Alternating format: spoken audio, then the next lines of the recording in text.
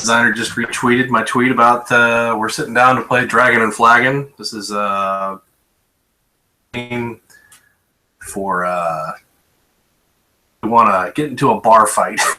It's published by Stronghold Games. It takes about an hour to play. And tonight what we're going to do is we're just going to sit here. My wife's going to join me here in a moment, and we're just going to learn how to play this game. I've got the manual. I've got all the materials. I've looked through the manual briefly. I have a general idea how it plays. I will put it to anybody who's watching to pick player game. Everybody controls 2 characters, so I'll put it to the chat to decide the characters that you guys want to play. So let me see if I've got anybody in chat. I don't have any little meeples for the chairs, but I do have. Once you guys pick characters, I'll have standees for you. So let me go ahead and show you the characters, and you guys can take a pick. So we've got we've got Teo the monk, we've got Nari the rogue. Let me make sure that I've got these in the shots so you guys can kind of see the art. Sorry, I don't have the best setup here, but this is totally a fluke, like trying it out for the first time. So the monk, the rogue, a druid named Margallo, Montero the swashbuckler, Thras the barbarian. Go ahead and hold these up so you guys can see the character art if there's anything that really stands out to you. So that's the first set. Oh, wrong way.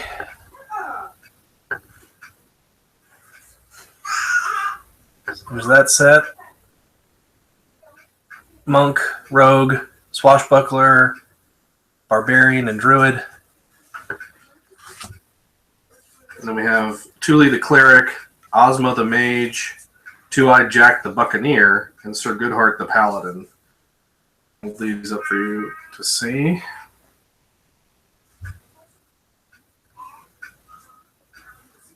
Well, let me kind of give it to the camera a little bit here.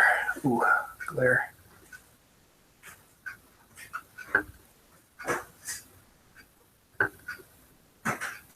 All right. Switch back to the chat, see if anybody's got any opinions.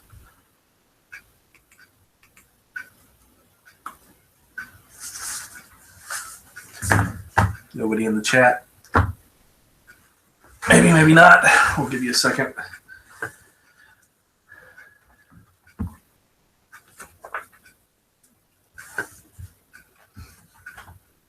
Hey, Christina.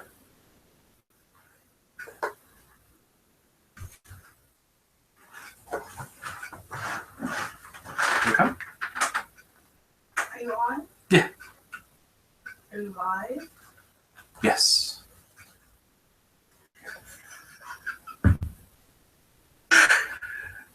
So anybody who's joining my wife is not super thrilled about sitting down to play. So it might just be me. Just might be me figuring out how to play this game all by myself on a live stream. So got the board all set up here. The rules say that we can set it up however we want, but this is kind of the recommended setup for the first game. So we've got tables, we've got chairs, we've got little mugs, neat little barrels here. And then you can't really tell right now, but there's 2 carpets, there's 2 rugs on the board. And then during setup, we take these 4 tokens, and there's 3 that have mugs being thrown, and 1 that has the city watch or the city guard characters. You guys see that? We take and mix those up, shuffle them up, and then for the standard length game, out 1 at a time to these 4 spots here. 1, 2, 3, 4. So we don't know exactly when the game's going to end. It's one of these 4 spaces. For the longer game, you can use these 4 spaces over here. And So let me check chat and see if there's any opinions. Rado style. So I'll tell you what, let's just go ahead and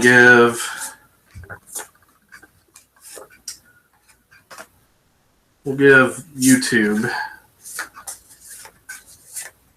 Teo the Monk and Margallo the Druid. So I'll set these up so you guys can kind of see the player mats a bit. Put that one there.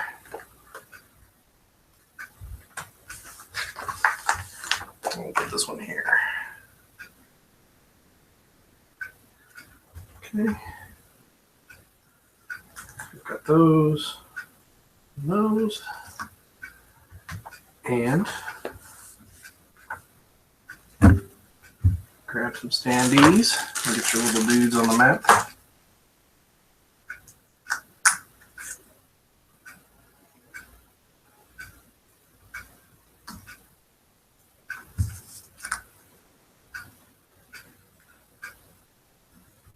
And so you've got these little tokens that I'm sure have something to do with when you use these abilities.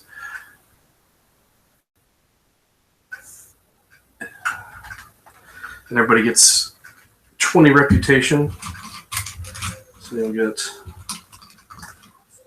10 rep, 5 rep.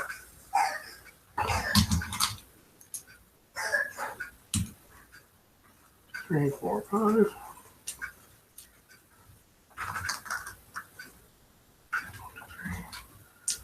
4, 5.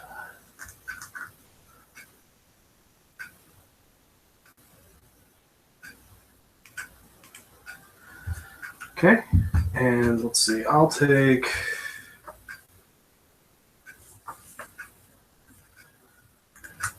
it doesn't really matter. I'll just deal myself 2.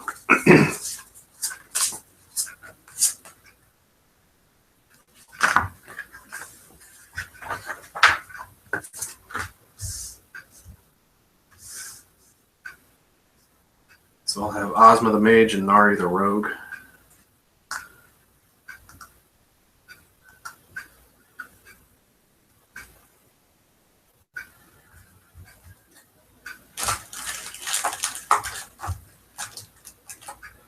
You guys feel free to pipe up in chat if anybody's watching.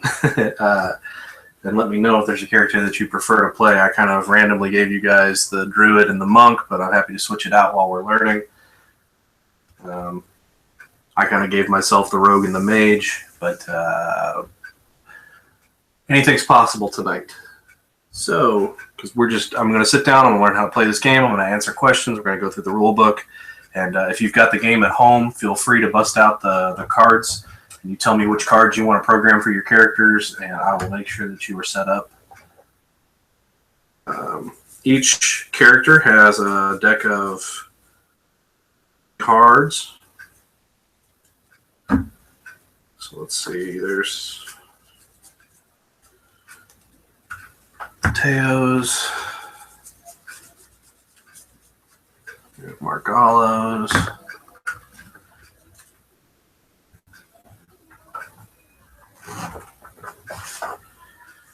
I just need a Rogues cards.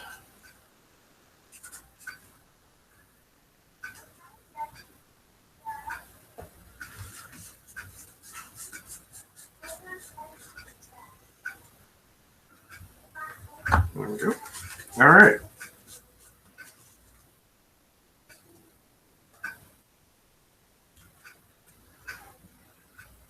And then what we do is we look through here and we look for the dragon action, and that's signified by the dragon symbol, top part of the character art.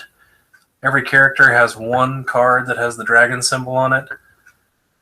And you can pull this card out and just kind of set it to the side for use later. And I will do that for everybody here at the table.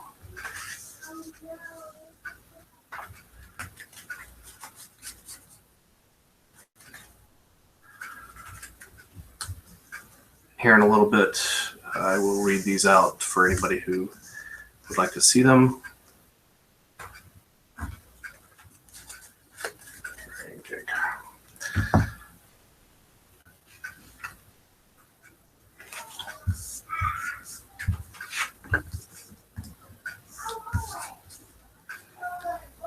All right, so I'm going to close the door real quick.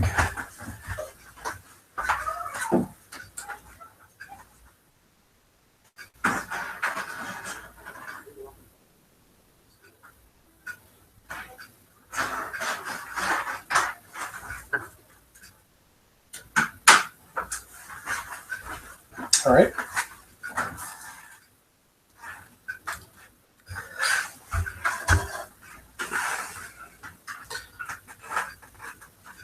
And so in addition to all of this, there's a little token or chit for each of the characters.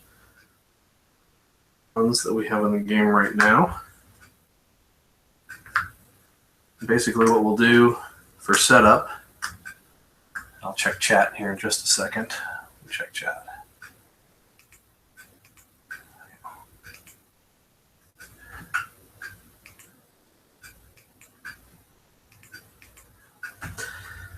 We'll take in tiles up, just like that. We'll reveal these one at a time and place the characters onto the board wherever we want. So we'll put Nari the Rogue there, and then I'll put Asma the Mage here. Basically, Margallo will go here, and Teo.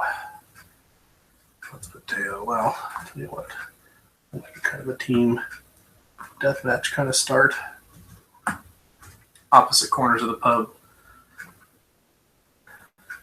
Get everybody facing the right direction because there is a front and a back to the character tokens. That's the front. And here's the back of Asma.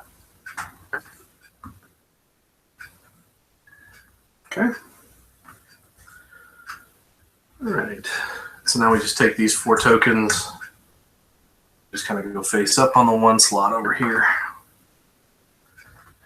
And so the gist of the game is that it's basically a programming game. You have kind of free access to your entire deck of cards, and there's a lot of cards that are shared between the characters, and then there are some that are kind of unique to each character. And the general makeup of the cards is you've got, I'll step over here around to the camera so that I can give a better description. So for example, this is one of Nari the Rogue's abilities. Get it right about there. There we go. It's called Shadow Step. It costs 1 time to play this card, which means that you'll basically lose 1 tick or 1 second of the fight when you use it.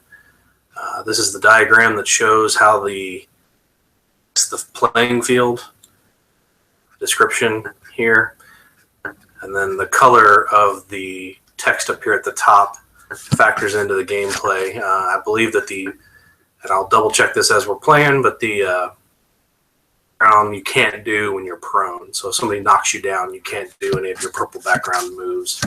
So if they come up, if you have them programmed and you've been knocked down, you're not able to do those moves. So.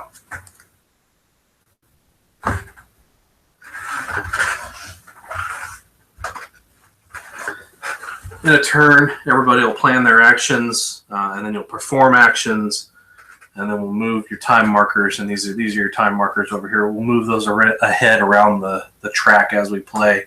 So, if you cost 1 to play it, you'll move your time marker ahead 1. If you play 2, then it'll move ahead 2. And so this little marker here will move its way 1 at a time around the perimeter of the board, and every time it lands on a tile or on a spot that has a character's time marker, those characters will randomly perform their actions that have been programmed. There's 3 slots on the character boards. I'll hold this one up to kind of give you guys an idea. Along the bottom edge of the board, there's 3 slots, 1, 2, and 3. For the most part, you'll only use 1 and 2.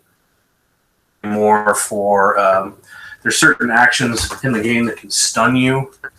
And when you're stunned, the way that they represent that is they basically force you to program out another move a little bit ahead of everything else that's going on. I'm going to adjust this light down just a little bit.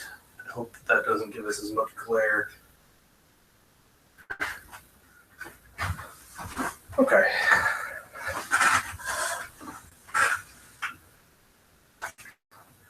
So I'm going to pull up the manual here. Like I said, this is absolutely me learning how to play the game. I've kind of looked through the manual and played with the pieces a little bit, but for the most part, I don't know how to play. So we're just going to learn to play sitting right here together.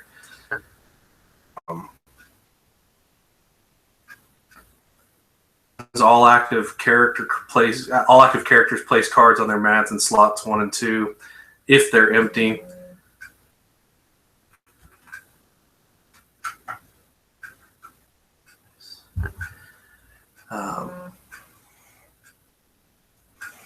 You can place any cards that are in your character deck. All cards in the deck are available. Just look through the deck and find the cards that you want. If you control multiple characters, each character can only use their own cards. Everything's added simultaneously. You basically do simultaneous action selection. And then they're placed face down. Once all active characters have placed cards, proceed to perform action step. Players may always look at face down action cards. So, the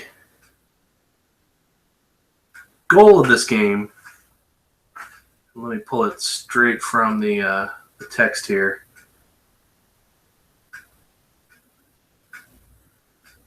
The point of the game is to have the most reputation at the end of the game when the guard shows up. So you're going to do all these daring actions to gain yourself reputation and remove reputation from other players.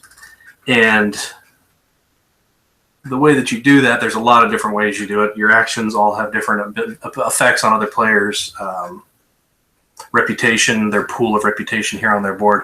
And then you also have the Dragon Flagon here in the middle. And this is the special drink that the Dragon Flagon Inn and public house has prepared, and it has this reputation across the land of being this drink that makes you, capable of these ridiculous feats, and that's represented by these dragon cards that everybody has. So if you manage to get to the Dragon Flagon, pick it up, and take a sip, you're able to add that card into your deck. Time use of your dragon ability, so it kind of pumps you up for that until you use that card. And like I said, we'll basically play until this thing runs all the way around the board, and then somewhere in these top 4 tokens here, the city guard shows up, and that's when the game ends. So it's pretty simple as far as like what the concept is.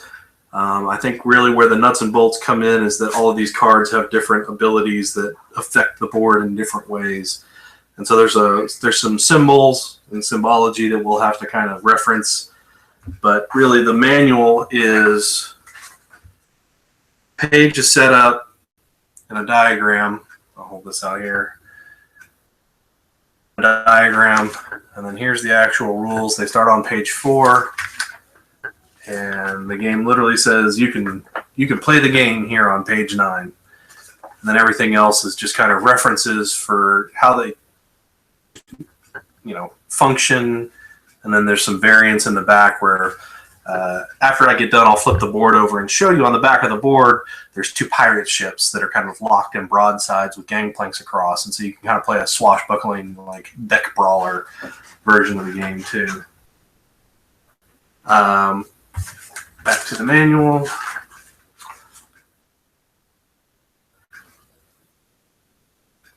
So what we'll do is we would take all the character tokens in the current space, turn them face down, and mix them up. Then we draw them one at a time. Character's token is drawn. The controlling player immediately performs These steps, if the character has some sort of status marker in the current time space, both, for example, the status instantly ends and the character is returned to the tokens returned to the character mat. We'll clear these status markers here. And then we turn over the card in action slot 1. We resolve the action. Card had a number of spaces equal to the cost. Remember we talked about that. If there's other tokens in that space, you place yours on top of the stack. And when no more characters, and that's basically it. And then when everything's done, and when you get done moving all the characters on a spot, the turn ends. If it's the end of the game, then that's the end of the game. So basically, everybody who's on one of these spots, if it's the same one with the city guard, that they still get one more move. And yeah, and then you just rinse and repeat. So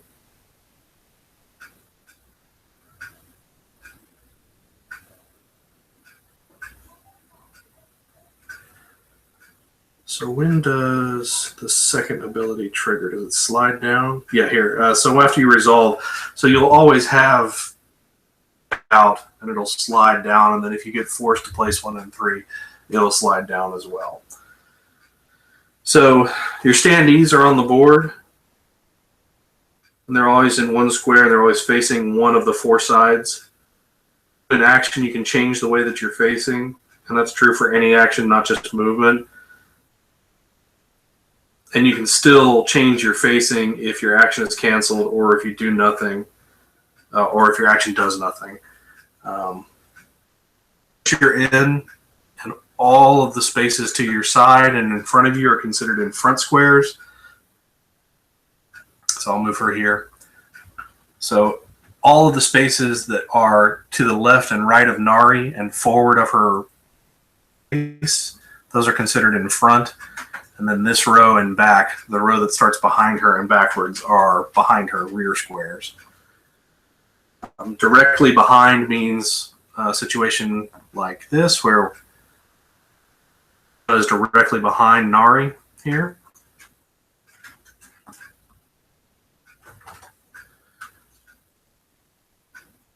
If there's ever 2 characters in the same square, treated as a knockback, and we will follow those rules for doing that. Okay, the action cards, it kind of goes over how everything works. Yeah, the purple cards mean that you have to be standing in order to do them. We'll have even more restrictions, like boasting requires that you're standing on a table. And so you see these tables all have rugs themselves have squares that correspond to the squares on the board. And the tables themselves also have squares on them, so you can move a character up onto a table just like that. You've got mugs basically on every table space. There's chairs in most of the spaces. There's some barrels laying around. So let me click over and check the chat. I haven't done that. I've been kind of in my little zone here. What's up, Drew? All right, so who's watching, and I know this person, Christopher Drew, I'm going to tell you basically where we're at and just get you caught up. I went ahead and assigned the YouTube players, you and everybody else who maybe eventually joins the chat. I gave you the Druid and the Monk to play it all, so if you guys would prefer to have the Buccaneer, the Barbarian, or the Swashbuckler, please feel free to let me know and I'll switch them out. So I'll hold these up for you to see. I got to switch back to the camera so I can actually, so that it doesn't suck. All right.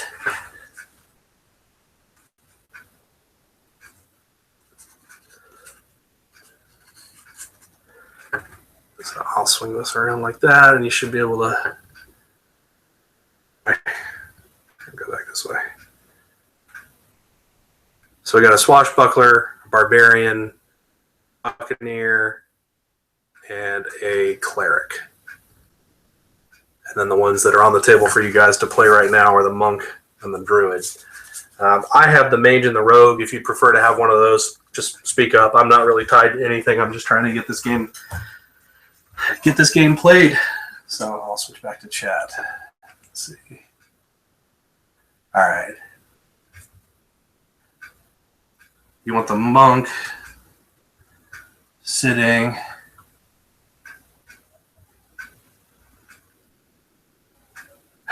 All right. So we'll go through the character placement again. I'm watching chat. I have it pulled up. So basically, I'm going to pull all the characters off like normal. So there's these little tokens, and these are your time tokens. They get placed on the board. And there's one that corresponds to each character. I'm going to put them face down and give them a shuffle. And then we'll flip them over one at a time, and then that's when we'll place our characters. So there's a little bit of a delay between when I'm talking and when I actually see your chat. I think there's about a 10-second delay, so there'll be some dead air while I'm talking. So I'm going to flip this over. All right, it's Asma. I'm going to put her here. Next is Teo. Where do you want Teo the monk? You've got, I don't know if you can see it on the board, the spot, this spot, this spot, this spot, and this spot, and this spot are all, they've got a yellow border around them. So we'll call this like the, sorry about that. It's my kid's bedtime alarm. You know, from your perspective, where you want Teo. Yeah, I guess from your perspective, this is the left side, that's the right side, that's top and bottom. And then I'll flip the next one, and it's your mage. So go ahead and tell me where you want your mage and Teo. Bottom left, 8 o'clock. So for you, is that there? I think that's right. And then the mage.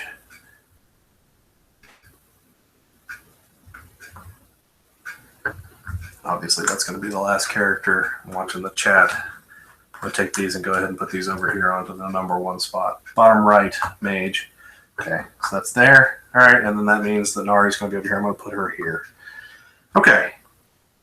I don't know how much of it you saw. Basically, you're going to have access to this entire deck of cards. That's the tricky thing. I don't know if you can get on BGG and get a look at what some of the cards are. Otherwise, I'll basically have to kind of give you the run through of each character, and then you can kind of keep them in mind while we're playing. So tokens that go into play, I don't really know how those work just yet. Like I said, we're learning how to play as we're sitting here. Middle of the board is the Dragon Flagon. If you can get there and pick it up and take a swig from it, you get to add your like ultimate move. And so like for the Druid, it's this Eyes of Gaia card. Monk, it's Dragon Kick, which is like a bicycle kick through the middle of the pub. And then the Mage has Arcano Convergence, and the Rogue has Shadow Dash. So we were just kind of going over what some of the icons are. Tell you what, let's look at the Monk's hand of cards, and for what all of the different decks might look like. So that's your pick up and drop card. You basically can pick up an object on a square. You can drop it. Yank Rug, that's a fun one. Depending on where you are standing around the rug, when you pull it, it can cause all the characters and everything that's on the rug to fall down. I think this is unique to Teo. You can change facing before or after your action, but not both. Normally you can only change facing after. Monkey Throw, you can throw in a straight line in any direction. Mugs and chairs. Mugs can go any distance. Liu Kang. Chairs can go 1 to 3 squares. Touch of Death, directly behind a character. You can basically steal a whole bunch of currency. You can steal a bunch of that off of someone. Otherwise, you can just steal a little bit. Move to any other square. It's basically kind of a 2-square jump and then 1 diagonal. So 2 orthogonal or 1 diagonal. Riposte. He succeeds if an opponent attacks with a weapon from the highlighted square. Opponent attacks have no effect. So I'm sure that there's probably a timing thing to that. Move, this is just a move card. You got 2 of those. You can stay in the same square 1 time, or you can move to different squares 2 times. You can dash, which is a straight line run. This is your reputation. While it's in effect, all reputation gains are increased by 2, and losses are increased by 1. And you have to be standing on a table. You have to be standing on top of a table to be able to use this ability. I'll go over the placement of the cards here in just a second.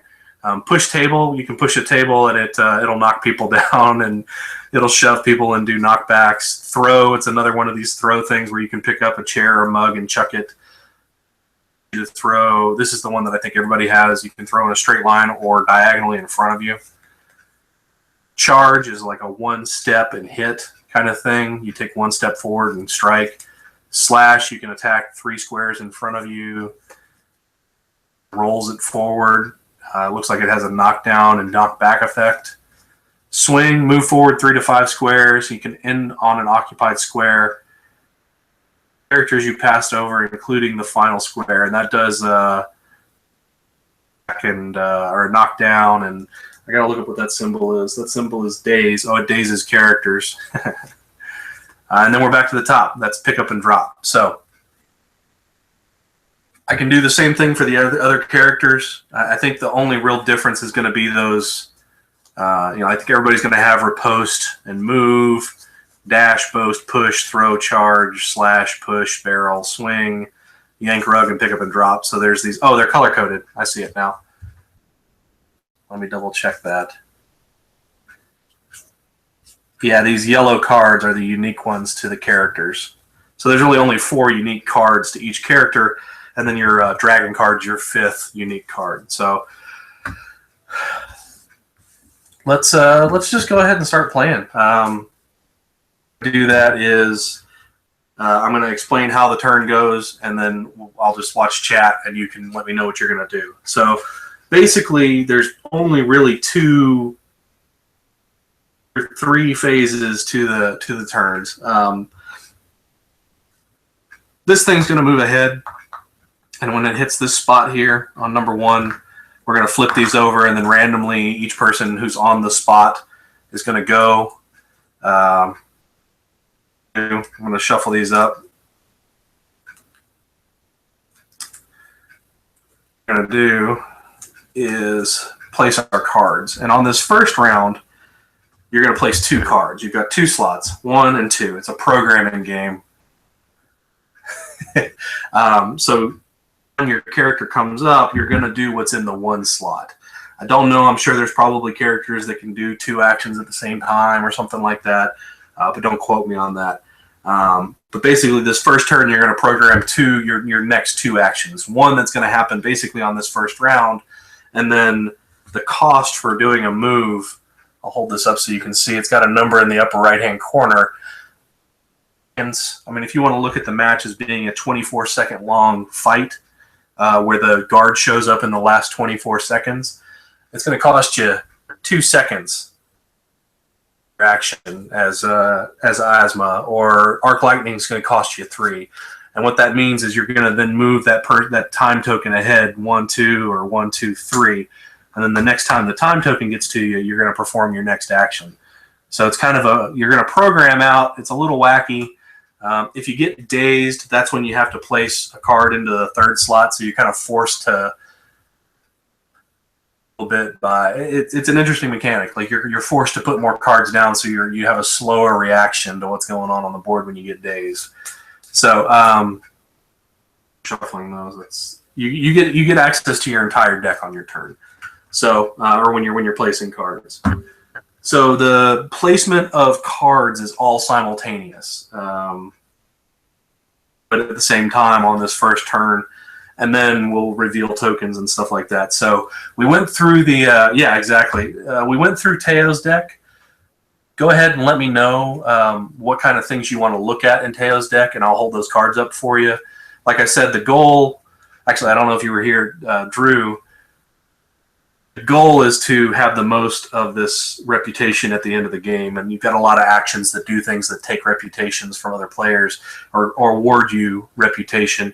And the goal is to have the most by the time the guard shows up. The guard will show up in this last 4 spaces here. Bloody, bloody, blah. Right. Okay. So let me know what you think. Let me know what you want to do with the monk, and then I'll go ahead and pull the 4 unique cards out of Gallo, and we'll look at what they do.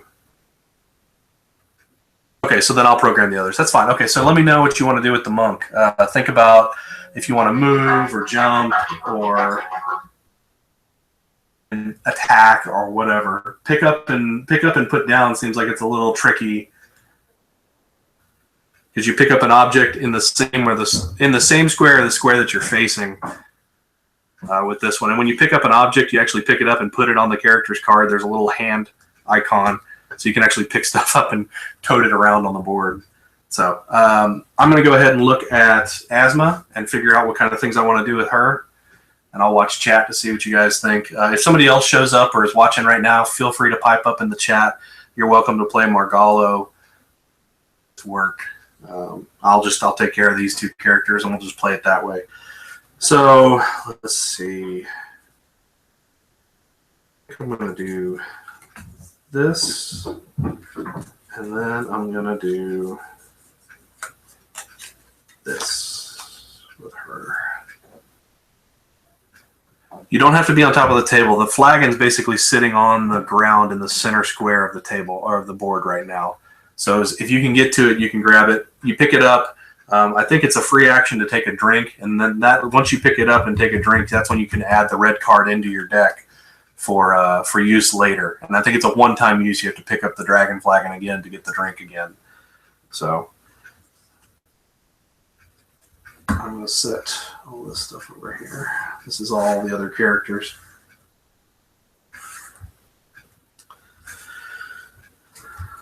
Let's see. We'll do that.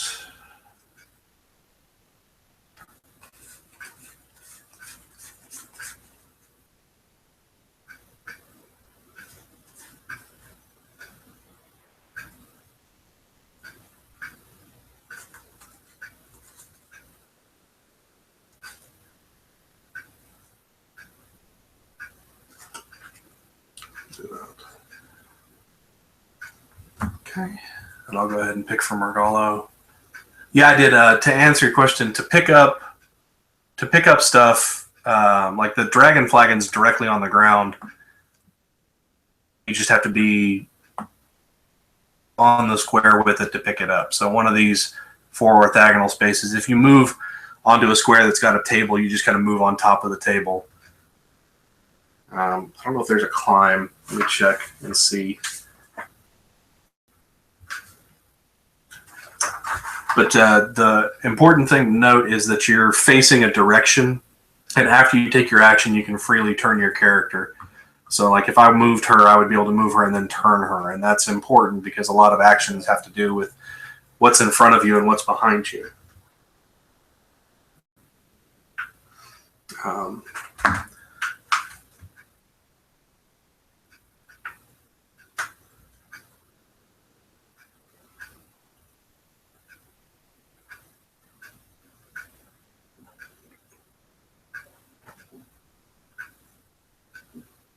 Oh, okay, so sometimes when you perform an action, let's look at riposte. Let's look at boast. You actually have that one here. Okay, so boast. You're going to dash towards the table. I can do that.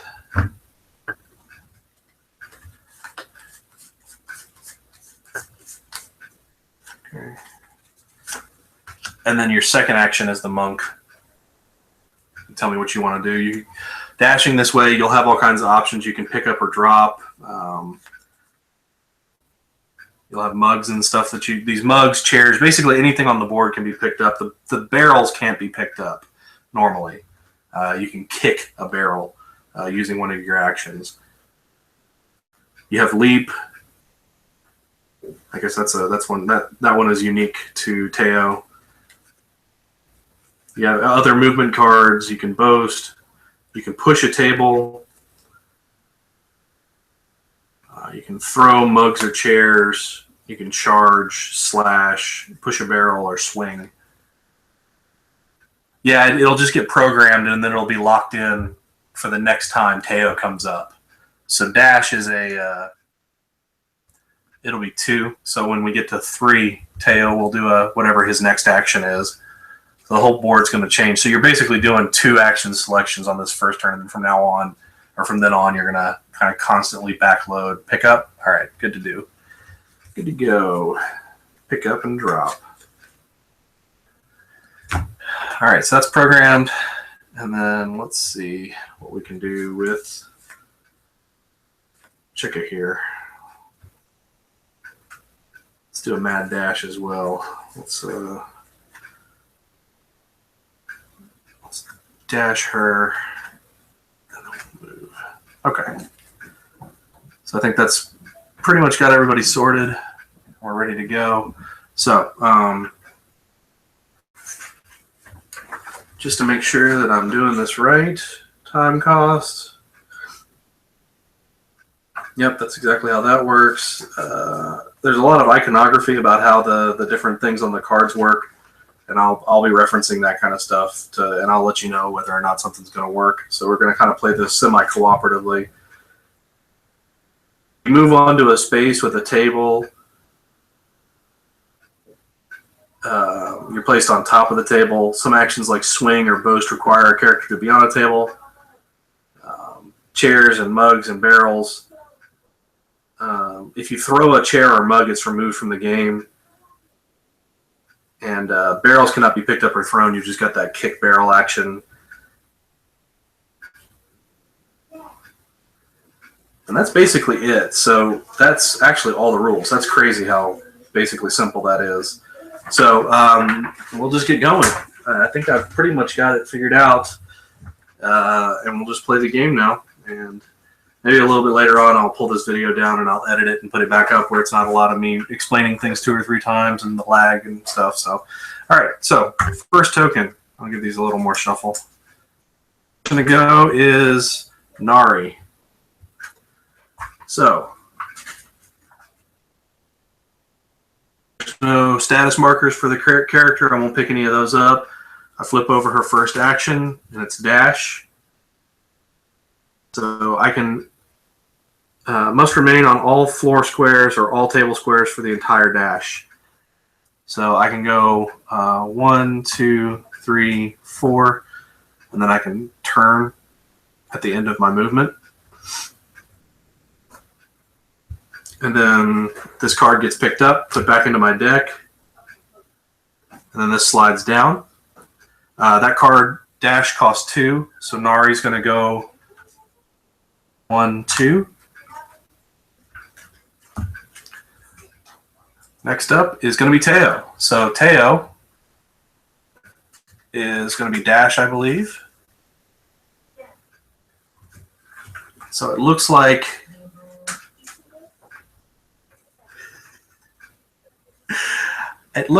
I messed up when I was describing the dash card. It looks like dash, you have to stay on the ground or on a table. You can't climb one way or the other. So let me double check that just to make sure that I'm not. I might give it to you so that we're not having to. So dash allows you to move up to 4 squares directly forward. However, you cannot change elevation. Yeah. So tell you what, I'm going to go ahead and give it to you. I know if the designer's watching, he'll probably scream, but I don't want to have to make you pick another card. So we'll just give it to you for this one, but normally dash, you can't change elevation. So 1, 2, 3, 4. Is that where you want to be? Right here.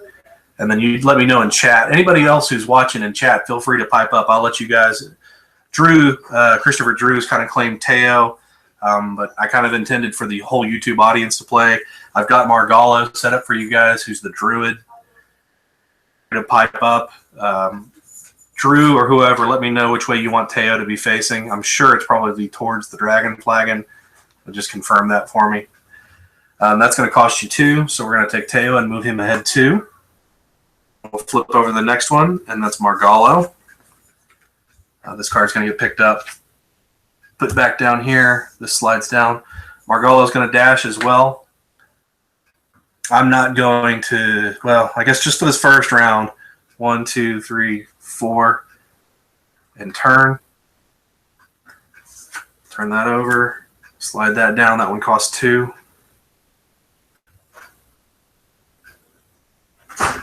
Yeah.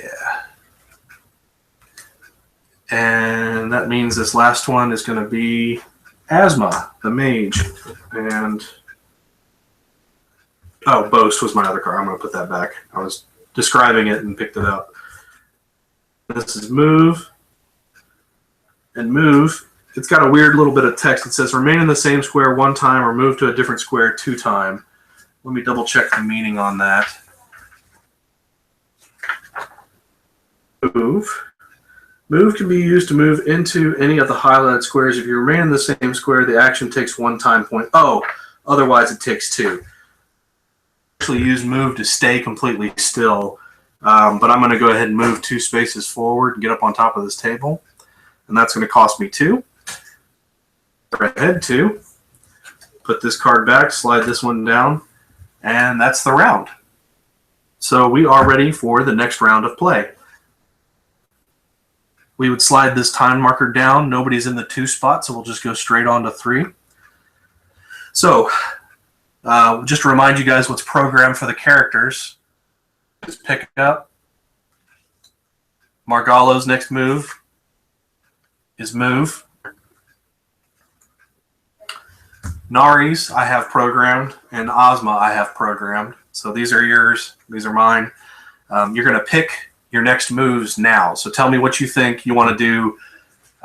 This round, Teo's going to pick up, or try to pick up, and Margallo is going to move. You tell me what you want to have happen on the next round, and we'll look at the Teo cards again just so that you guys get an idea what we're talking about. So you have your 4 special actions, which are Touch of Death, Leap, which is kind of a crazy 2 orthogonal or 1 diagonal move. Key Throw, which is a free throw in any direction. You can basically chuck a mug anywhere on the map, and as long as it's a straight line, and chairs can be thrown 1 or 3 squares. And then Sixth Sense, you can use that to change your facing. This is one of those that gets activated. We would take and place this token 9 spaces ahead on the board, and it would give you the ability to change your facing at the beginning of your turn. So those are your 4 actions as Teo. Then you can also yank a rug, riposte, move again, boast, push a table, throw a bucket, or throw a chair or a mug. Just 1 step forward, and an attack. Slash, which is an attack against all 3 spaces directly in front of you. Push barrel, you can kick a barrel over and move it down the table, or move it down across the board. Swing, you have to be on top of a table, and then you're able to swing in a front line, in a straight line, and kind of knock people over and stuff. He's fine. My dog's water bowl is in this room. That's how good of a planner I am. And then dash, which is the move you already used. So if you're still on, please let me know what you want to do with Teo. I'm going to go ahead and look at Asthma and Nari. And you guys, if there's anybody else who's watching in the chat, please let me know if you want me to tell you what kind of stuff Margallo can do.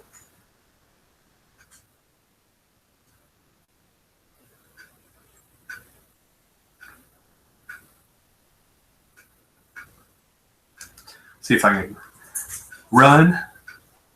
Want to run after pickup? Okay. Because let me make sure that the Dragon Flagon, as soon as you pick it up.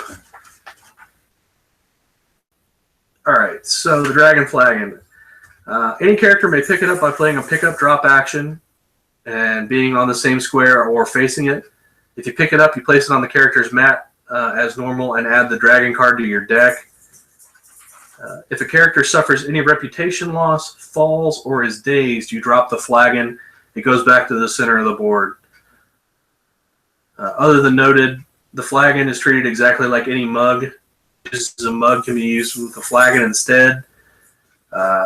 You can voluntarily drop it with a pickup or drop action.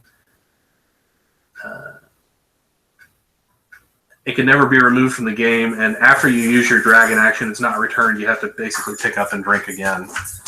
So Throw mug for Teo. Teo has two different throw mugs, or throws. The difference between the two, since we're learning here. Make sure I did this right. Okay. So I'm going to switch back to the camera real quick just to make sure that I got the right angle here for you to be able to see the cards.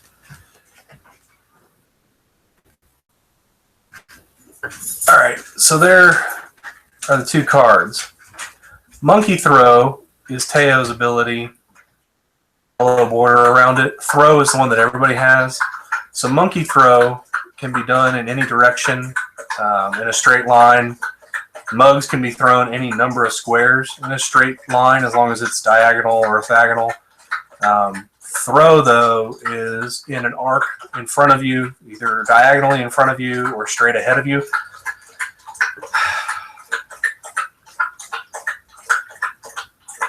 Okay, go. I'm an awesome planner. Get out of here. Go. That's enough. Go.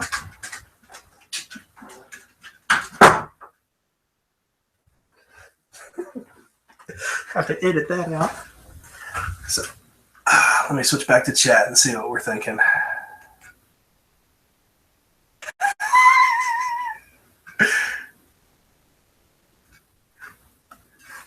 That's all right, Drew.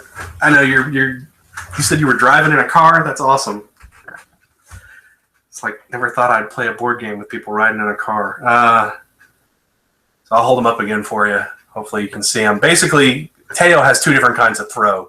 And Kyle, you're welcome to pitch in here and tell me what you guys want this monk to do with this mug. You're going to try and pick up that mug, hopefully. You're going to pick up the Dragon Flagon, or you've got a mug here, or you've got a chair. And you're going to perform some sort of throw action. If you want me to use the monk's monkey throw, or if you want me to just use a regular throw. A mug will do... Let me make sure I got this said right here. Mug will let you steal 2 reputation, and a chair lets you steal 3. You also daze a character.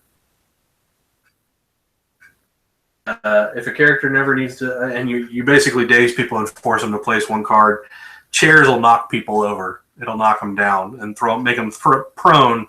And if a character's prone when they go to take their action, if it has that purple border at the top, they can't perform the action. So it's kind of a wasted turn. So I'll leave these 2 here. You guys let me know. Somebody in the chat, let me know which one you want. I'm going to go around the table and do the rest of the characters, and we'll come back to Teo. Let's see.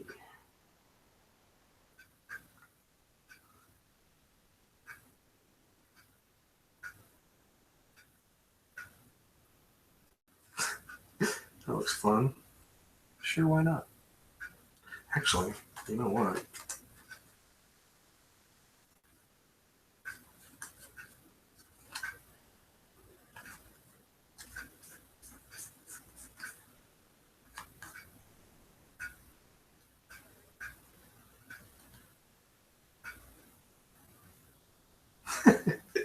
Yeah, I'm going to do that one.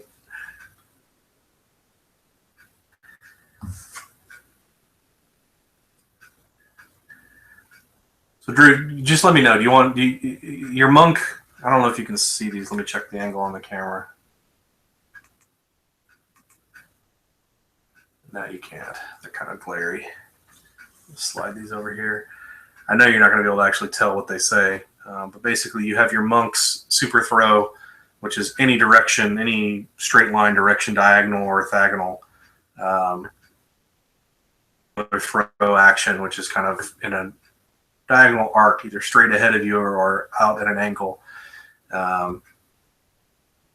We'll take 2. You'll steal 2 reputation from someone. Chairs steal 3 and knock them down. But chairs can only go 1 to 3 squares.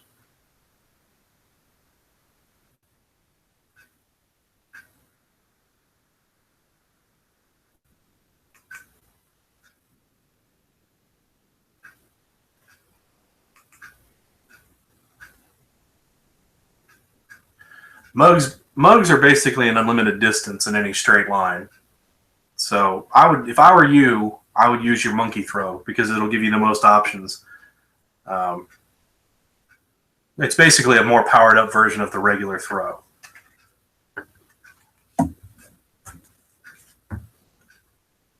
Throw is basically a straight line until you hit whatever character it is that you want to hit. I think you can throw over. Let me double check though.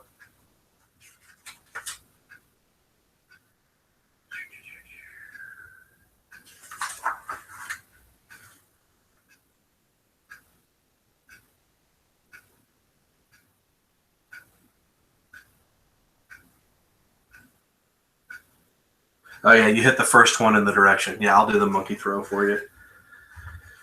Okay. Let's program that here. I'm going for the thief.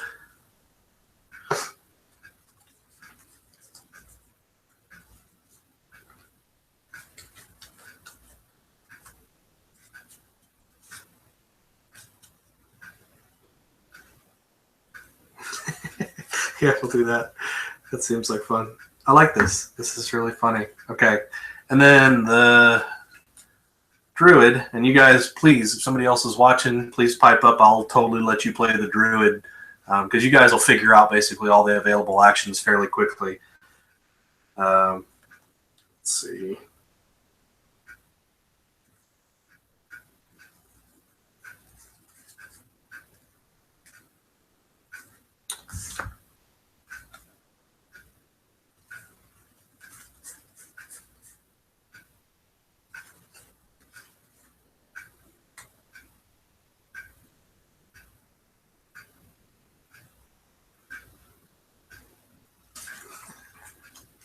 We'll do that. Okay. So we're good to go. Let's take these, shuffle them up, and resolve our actions.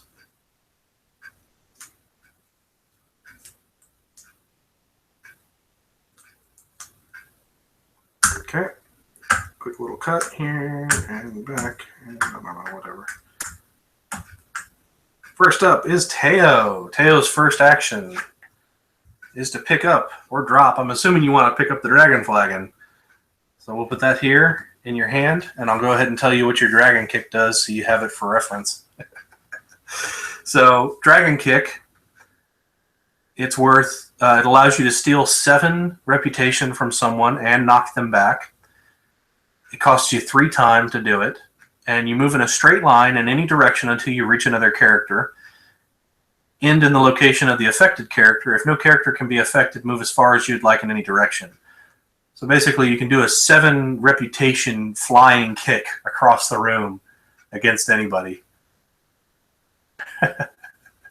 So that's in your deck now. You've got that to use whenever it's your turn. Okay, next up. Oh, and that's pick up and drop only costs 1. So we'll slide this down, and we'll put Teo ahead on the 4 slot. Next up is Margallo. She's going to move. And let me see. Yeah, exactly. Liu Kang. Okay. I'm going to move her up onto this table here, which is going to cost her 2. Put that back. Slide this down. Next is Nari. And Nari is going to move.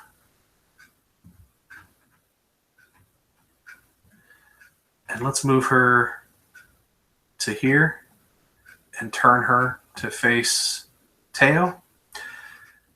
Teo, do you want to face any specific direction, not knowing, not necessarily, I mean, it's any direction that you can move. So do you want to be facing any one direction? Let's call this top, bottom, left, and right for Teo.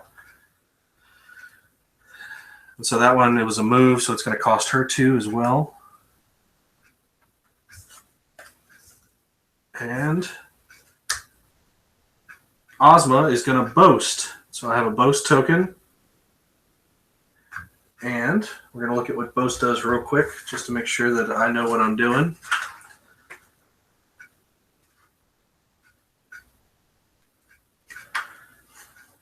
The time symbol in the upper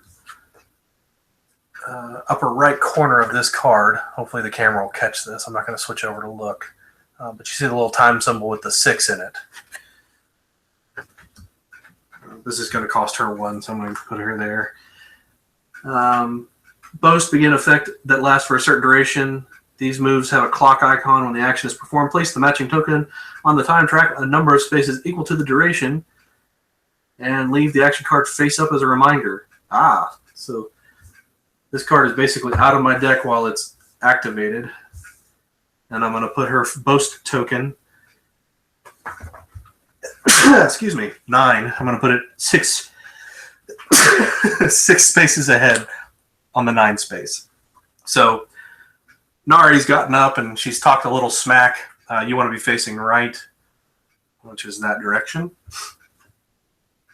And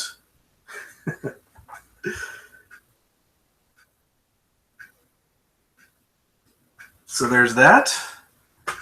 This will stay here. This will slide down. And thus, that's the end of the 3rd round. So we'll go to 4, which are these two characters. That's Teo and Asma. Teo, as a reminder, your next action is a monkey throw. So you're going to do a monkey throw on this round. What would you like to program for your next round? So monkey throw is, it's going to cost 3, so it's going to put you on 7. So you take that into account that by the time we get to 7, your Teo's going to take another action. So just post in chat if you guys have any questions about the available actions, and I will be happy to show them to you or give you an idea of how these things function.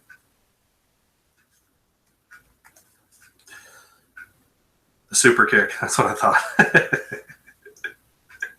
Why'd I even ask?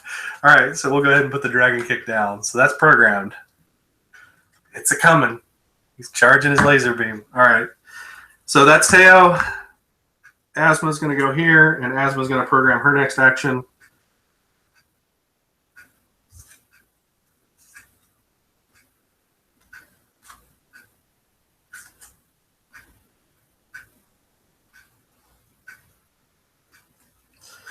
We'll do this one. Okay. All right. So we'll take and give these a little lefty-righty, shaky-shaky. I have no idea now. I'm plenty confused. Okay. Teo. Teo is going to perform a throw, I believe, the monkey throw. This costs 3, so 1, 2, 3. Now, I'm assuming you're going to throw the mug that's in your hand. That's what you've got. You can throw it in a straight line in any direction. So basically, you can hit Nari, but you don't have a straight line to any of the other characters right now. So Nari is what you're going to throw the mug at. I assume that's okay, unless you want to chuck it any direction other than that.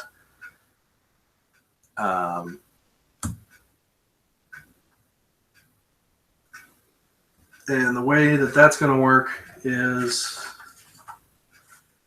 let me double check, because I think when you throw it, it resets back to the center.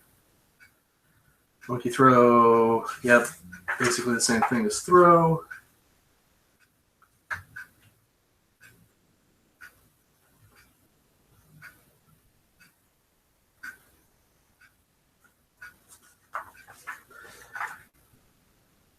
And the flagon, when you throw it,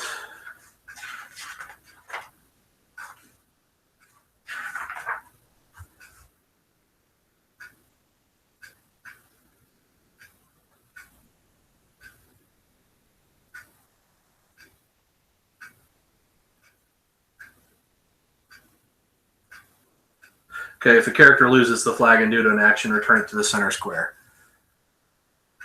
So you're going to throw it. It's going to bonk her. It's going to hit, and it's going to go to the center square. And it does 2 reputation damage, so you're going to steal 2 reputation from Nari. And you're going to force her to program a card right now. It's 1 card that you're going to force her to program right now before she gets a chance to see what's going on next.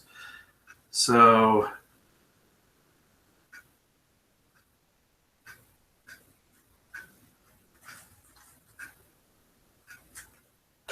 let's do this.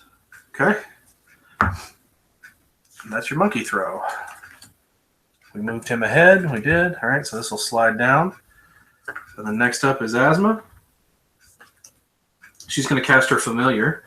And the way the familiar works is you place the familiar token in any empty square with the facing of your choice. Any special action you perform may use this token as the point of origin instead. If a character or object moves into the same location as the token, it is returned to your character mat. Now, oh, it's got a little arrow on it. I think it's still funny to put it in a little stand. So I guess the familiar can't move. It's just basically another casting point. Oh,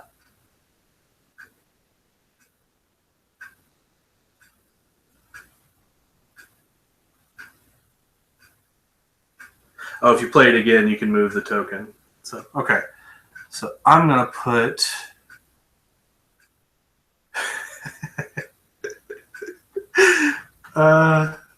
yeah, I'm going to put the cat right here on the table facing Teo.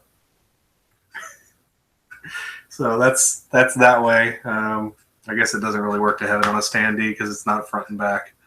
So we'll just have to use the token with the arrow on it. All right, so there's just this little cat standing here on the table now. Could you choose not to throw it? Well, the action came up, so you could choose not to throw it at a character, but I think because you programmed the throw, you have to take the action. I don't think you can. I think the only action that I saw that allows you to not take the action is move. So you're always going to do something. Okay, so that's familiar. Move her ahead 2, 1, 2. Put that back in her deck. Slide this down. All right. Move on to round 5, and that's going to be Nari and Margallo. So we will. So here's the question. I think you only place the 3rd one. Let me double check before I move forward.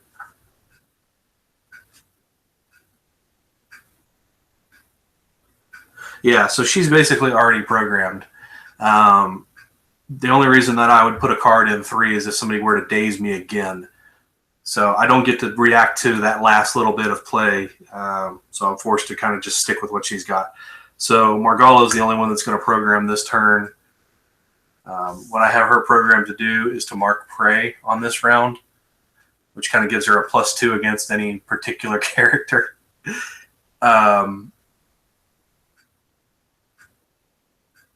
So that's on there. So obviously I want to follow that with some sort of an attack. You'll program Teo the next time. So here when we get to...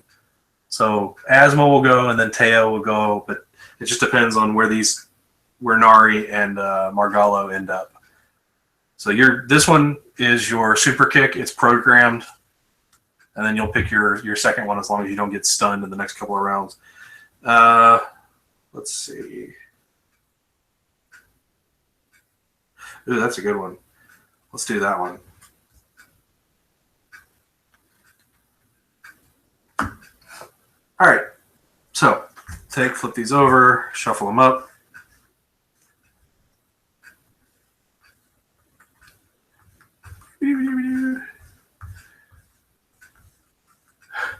Okay. Margallo. So she's going to mark prey.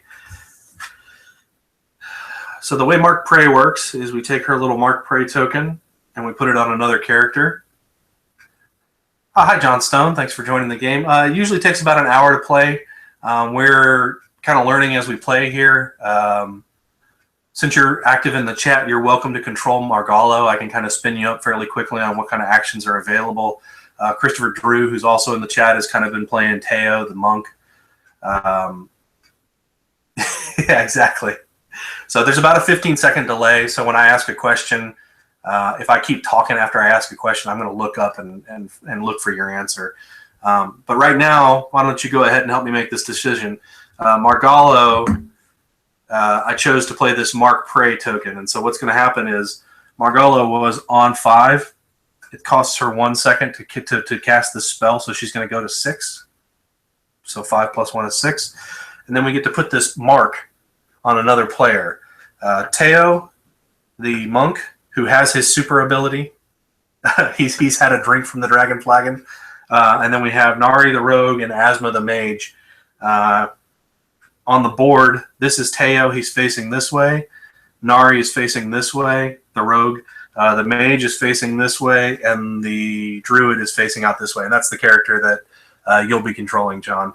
So who do you think you'd like to put this mark on? The mark gives you +2, basically damage. It allows you to steal 2 points off of a character, in addition to anything else that you steal. So it's just kind of like in a World of Warcraft when you use a hunter's mark or something like that. So, you have any preferences? Which one you'd like to put this mark on? And I'm going to take a drink.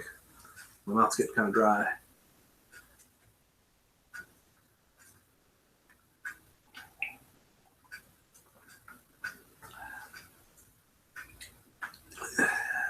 Did we lose him? What do you think, Drew? Oh, okay. All right, sure. Sounds good. All right, so tell you what. Since Nari's there, and it looks like she's going to get the Dragon Flagon next, that's probably a good spot. She's probably a good one to mark, because you're probably going to be pounding on her, because she's in the square with the Dragon Flagon. Okay, so that's done. This card, after you use a card, so basically the game's a programming game. You'll pick it up as we're playing. I don't want to have to rewind a whole lot. Chris Drew and I'll play for a little bit, and you can kind of figure out how it's played. So when you use an action, it goes back into your deck, and then when it's your turn to program, you can pick any one of these actions to program for your character for the next time it activates. So this card slides down, and that means that the next character to act is Nari, the rogue. We flip over the card that she has programmed, and it's Snatch. Unfortunately, Snatching allows me to take an item from another player in a highlighted square, and it's basically most of the squares around her. I only collect reputation if I take an item. Well, I programmed that because I thought maybe Drew would hold on to the Dragon Flagon for a little while, and he did not. He picked it up and chucked it right in my face. So good move, Drew. This is going to move her ahead 1 spot. It's a lost action, effectively. And I can put this card back in the deck, slide this one down, and that's it for the round. We're going to slide this ahead, boop, and we're on round 6. And that means that Asma, Margallo, and Nari are going to take their actions this turn. So we look at the table. Margallo, Nari, and Asma have a space open. If you have either 1 or 2 open on your card slots, that means that you get to program a card. So Asma has programmed something. Nari has programmed something. Margallo has a cool action programmed. So tell you what, let's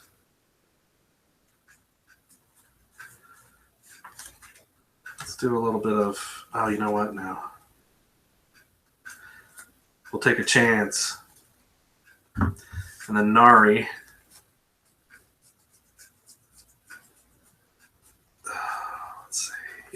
We're gonna do that one, and then Margallo. Since we have her marked, we're gonna want to try and do something. And oh,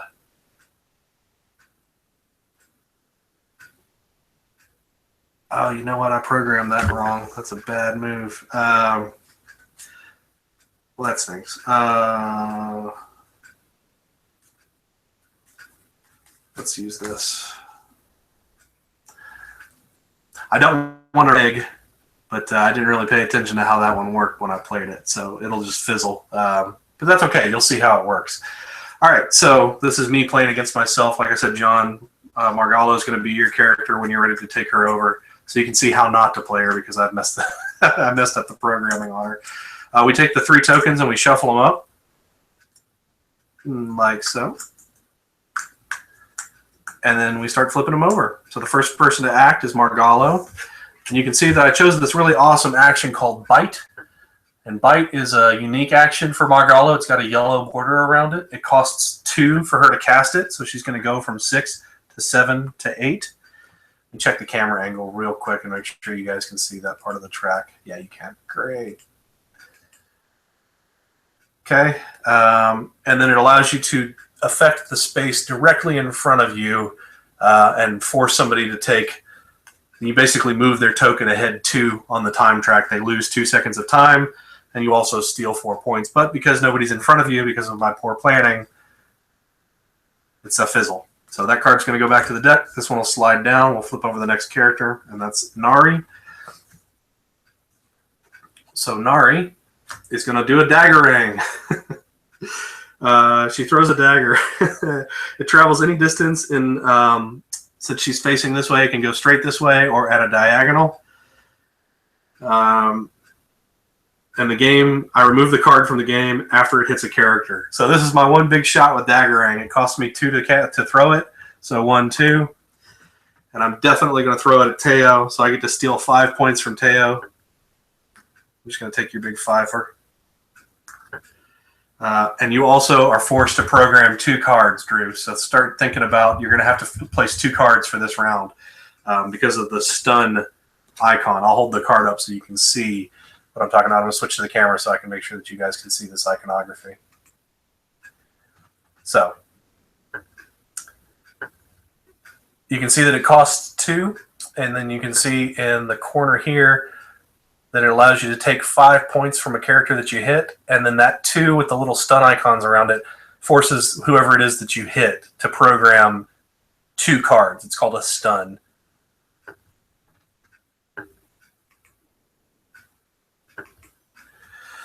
So that's that action. We put this, oh, this one's taken out of the game. This is a dead card. She has thrown her dagger ring. This slides down. And that leaves Asma to cast her spell, Arcane Bolt. This travels any distance in a straight line, basically in front of her, this way, or this way. And it affects 1 character. And it looks like I have put Nari right in the crosshairs there. Pick up and super kick. All right. Pick up, then throw. Gotcha. Grab your pickup card. So, for those who have just recently joined, everybody has the same. I think it's like 14 cards.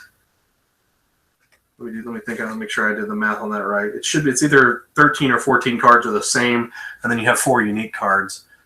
I'm going to put this pick up and drop here. And then I'm going to put throw, I think is what we're going to do. You want me to do the monkey throw, Drew? I'm sure you do. That's the better throw action. I think the only reason you'd ever use your normal throw is if you wanted to program 2 throws in a row for whatever reason. So, okay. So Teo is stunned, and we're going to resolve Asma's Arcane Bolt. Actually, because I have the familiar here, the familiar acts as like another casting point for Asma. And so to get rid of the familiar, all you have to do is move into that spot.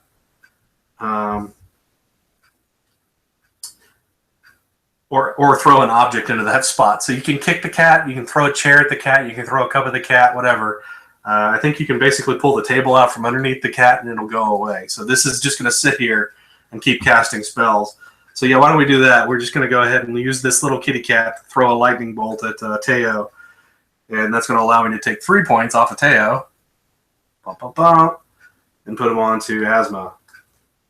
This card costs 3 for me to play, so that's going to go 1, 2, 3. Oh, and I have a boast up.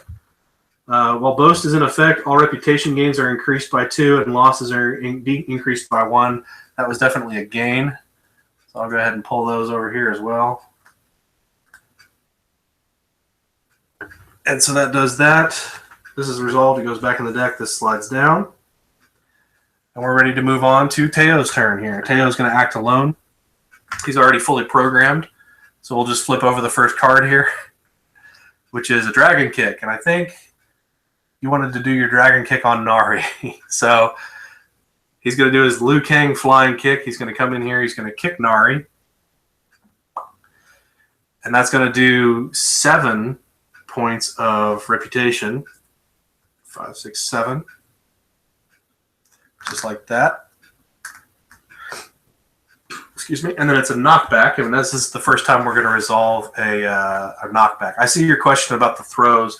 Give me just a second. Knockback. It moves a character 1 square directly away from the source of the effect. It can be diagonally. If you're knocked back into another character, that character also suffers knockback, even though it doesn't cause any reputation loss. If you get knocked back into a wall, you go left or right. And the controlling player chooses which way that happens. If you're knocked back into a table, you end up on top of the table and you fall down. So you've knocked Nari back to here. Didn't quite get to the table.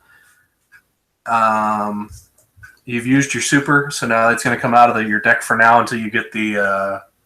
yeah, I got her. I kicked her. You took 7 points away from her. These cards are going to slide down. And the Dragon Kick cost you 3 to cast, so that's going to be 1, 2, 3. Okay?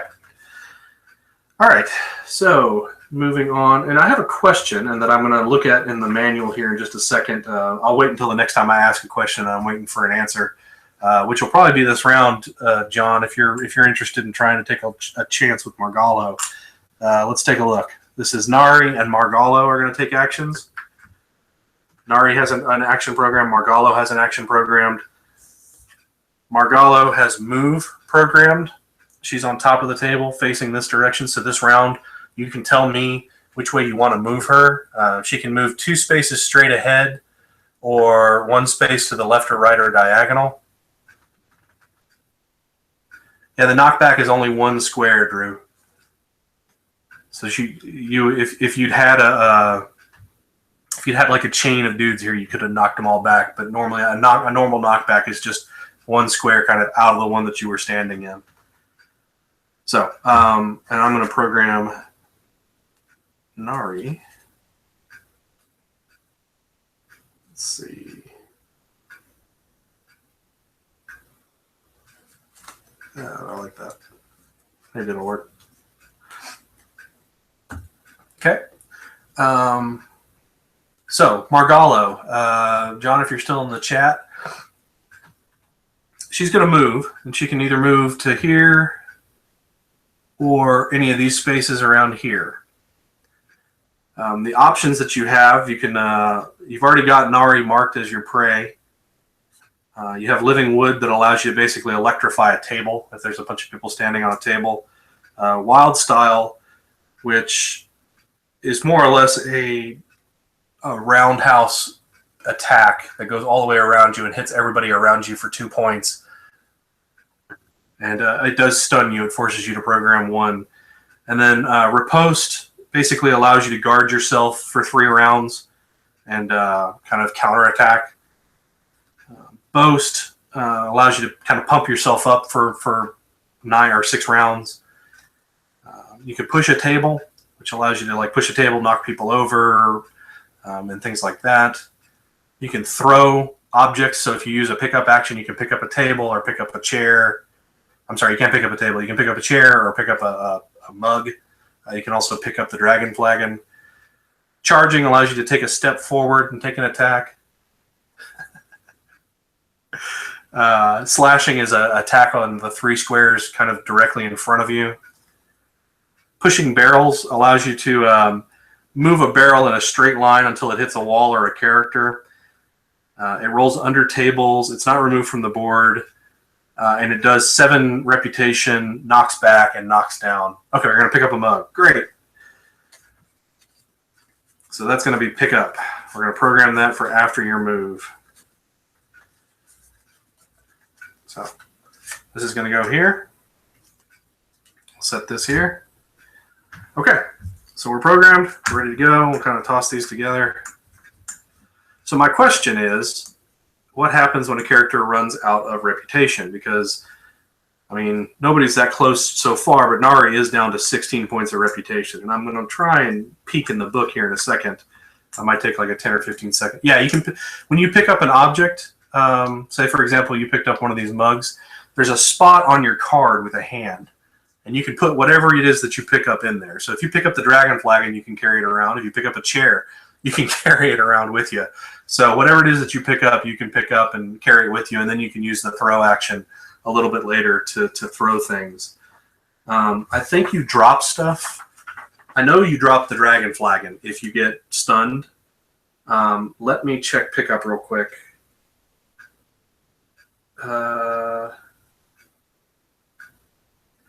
So yeah, basically the only one is the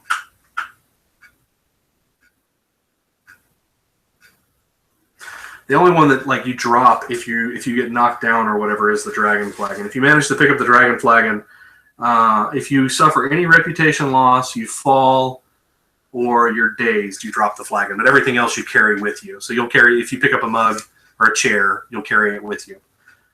And while I'm looking in the book real quick, I just want to look and see reputation.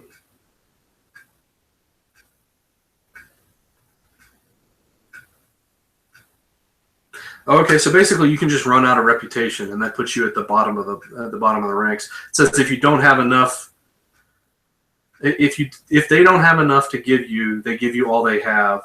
You can freely make change. So there's no like overflow to get more. So basically, if one of these characters manages to get super low in reputation, then that player is just not doing the best time, or they're being ganged up on. So okay, now that I've sufficiently forgotten what these tiles are, we're going to flip over the first one, and it is Nari. Nari's going to do a pickup action. Pickup allows you to pick up either in the spot that you're in or the one that's directly in front of you. So I'm going to pick up the Dragon Flagon on Nari, which allows me to put her Shadow Dash dragon card into the deck. Just to give you an idea what this card does, when you play Shadow Step, you may instead move directly behind any character on the board. Squares moved to must be empty. So basically, it gives me 10 rounds of being able to move a little more stealthily with Shadow Step, which is one of the unique character cards to Nari. Okay, so that costs 1 for her to use. We'll return this card to the deck, and that lets Margallo go, and that's a move action for you. So Margallo is facing this direction. She's facing left. You can move. You can either stay still, and it only uses 1 tick of time, which will allow you to move in the very next turn, or you can use 2 ticks and go and be in the same spot with Teo there, and you're allowed to move 1 space left or right diagonally, or you can move 2 spaces forward. So let me know what you want to do. Pick up, like I said, if you were to move 2 spaces forward here, you'd be able to pick up this chair. If you stayed still, you could pick up the mug that's on the table with you. But you're not going to pick it up until you use your pickup action.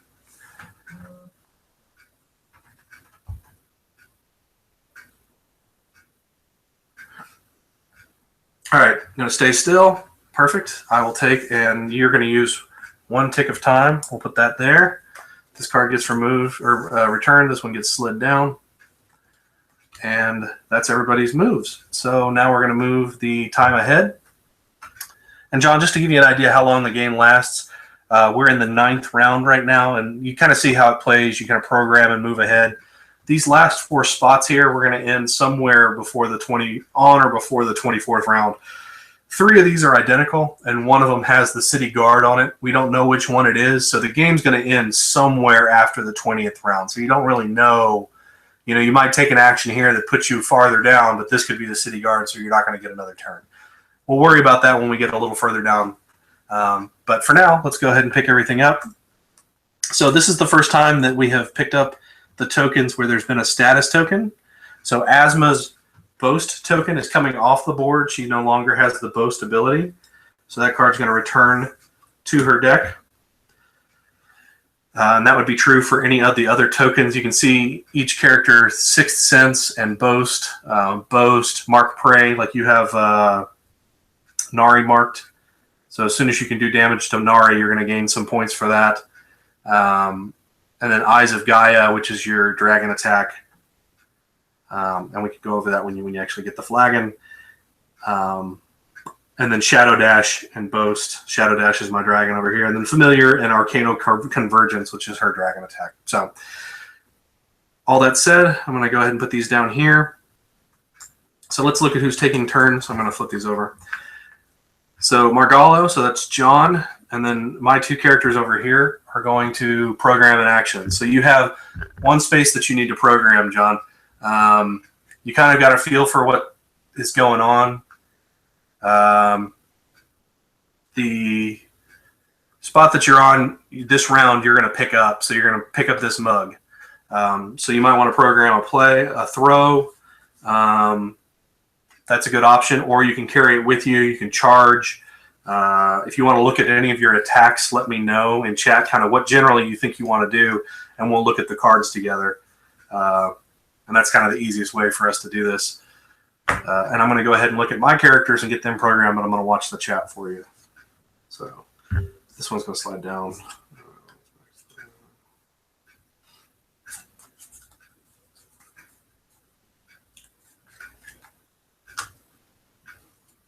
Charge. All right.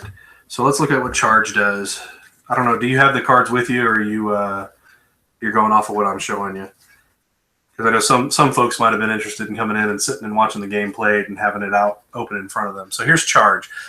You must be facing an empty square on the same level that does not contain another character. So you're on a table right now. So charging isn't going to do you a whole lot of good. You can't really charge off of a table. If you want to move, you can dash. You have a dash move that allows you to... actually, because you're on top of the table, check this one out. This one's kind of fun. And I owe you the chance to change the facing on Margallo. But swing, when you're on top of a table, you can swing and move up to 3 to 5 spaces, and you can steal points and knock down people kind of all along the way. So let me give you that as an option since you're on top of a table. And then also you can move. You can, that's basically it. You got bite. Let me see if you've got any diagonal attacks since Nari is standing. Oh, there's wild style. Yeah, I know it does. All right, so let's look at setting you up for swing. So basically, at the end of your turn, every time you activate a character, you can change the direction that they're facing. And let me check and make sure that swing works diagonally. I'm sure it does. But that's kind of a weird one as far as facing. So let's see. You are playing Margallo.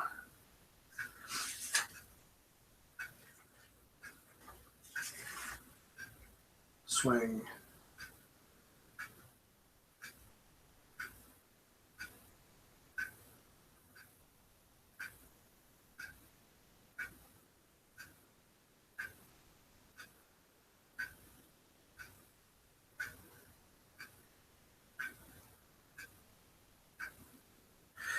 Yeah, it's orthogonal.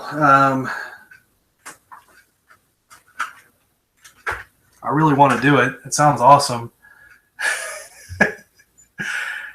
The problem is that it's an orthogonal move, so it's kind of like in one of these directions. I mean, there's a chance that one of the other characters will move into your way. So you tell me. You can, at the end of your last turn, when you stood still, you could have changed and faced any of the 4 cardinal directions. Yeah, Brian, I know. This is like a total stoke. Like at the last second, kind of threw this together. I wanted to see if this was something people were interested in doing. I've got a few people who are watching, so I have some nicer cameras that I use for my DJ gigs. So next time I intend to get to upgrade this pretty significantly. This was just a total hey, I have a free Wednesday night kind of thing. So I appreciate the tip, though. I know the cameras, microphones, and all that awesome. Spirit of throw instead. That's a good idea. I think that's a good idea. So throw lets you throw in a straight line or at a diagonal. So we'll program that. Okay. And then asthma, what's she got going? Okay. And then, yeah, we'll do that.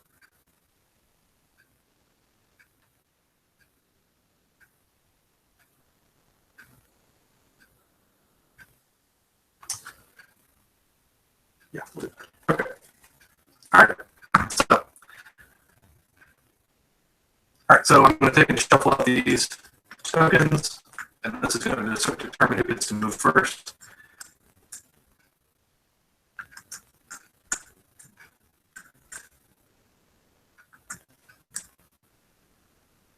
All right, flip this one over, and it is Margallo. Margallo's action is to pick up or drop. So she's going to pick up. The only thing she can pick up right now is this little mug. We'll put it in her hand. That costs 1, so your token is going to go ahead 1. And you're going to join tail on that space. This target is returned. This one slides down. Flip over the next one. It's Nari. Nari's going to do a backstab. And basically, because Tail's facing her, it's not much of a backstab. If I happen to be behind Tail, it would have done 5 damage. Instead, it's just going to do 1. I'll take this one. That costs 2. So, all right, man. 1, 2. Kind of a tricky character to play. Put that one back on her deck. This one will slide down. And then Asma's going to cast Arc Lightning. I can pick one character to hit kind of in a cross pattern. And then, it casts again instead on the new target. And then it repeats until there's no valid targets. You can't hit somebody more than once, and it does not affect you. Just 3 damage to the first person and 1 for each extra, or for each one after. So what sucks is nobody's in the pattern for that one or for the cat. So unluckily, Arc Lightning is going to fizzle. That sure is a cool card. I wish that would have gone off because it would have been beautiful. But essentially, it allows you to, like, say for example, the cat had been here instead. I could have used it to hit Teo, and then Teo would have chained off onto Nari, and then after that, it would have fizzled. So kind of a fun attack. But that's what happens when you program ahead. That's going to cost me 3 anyway. So I'm going to move her token. Here we go. 1, 2, 3. Okay, sorry if the connection's crappy, guys. This was a total test run. I'm going to download this video after we get done. Oh, that stinks. I'm going to check my configuration real quick and see what's going on. So.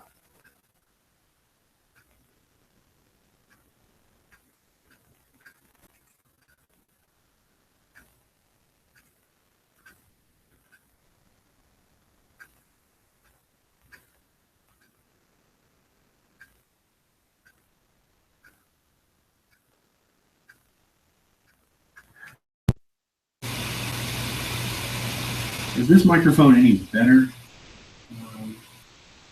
Particularly with phone camera. Turn off phone camera.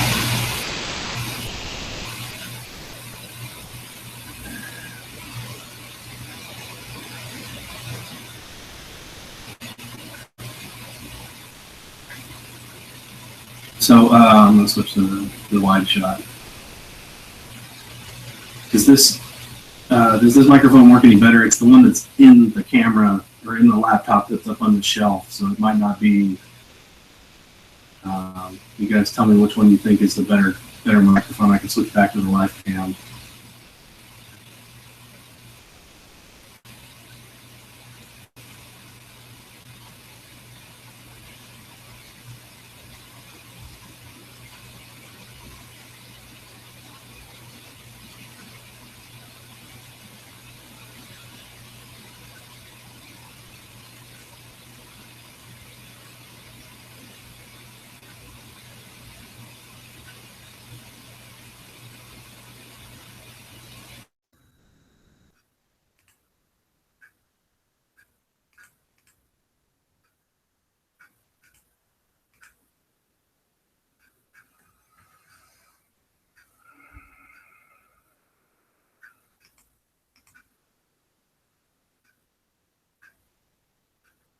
Okay. I will switch back to the other camera then. Let's see.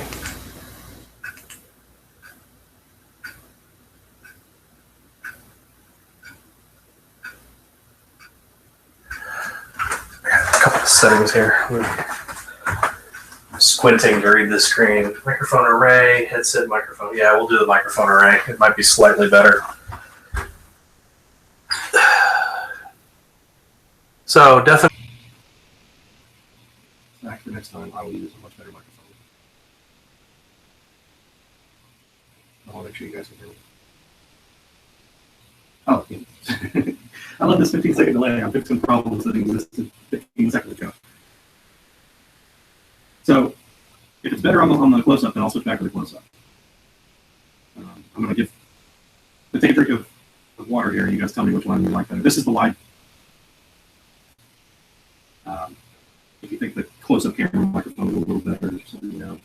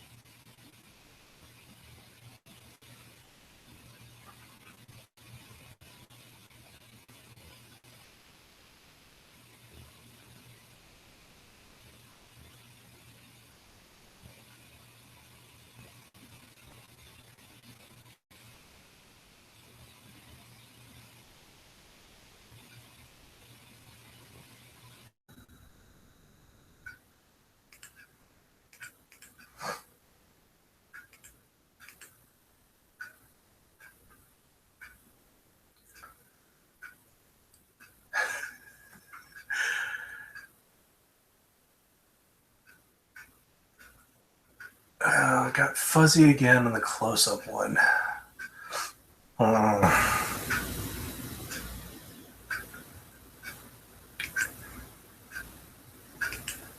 Tell you what, I'm going to go with the wide one for now, and if it gets cracked, I'll just speak up. All right. So, I think we just finished up a round. We did. So we're going to move the time token ahead.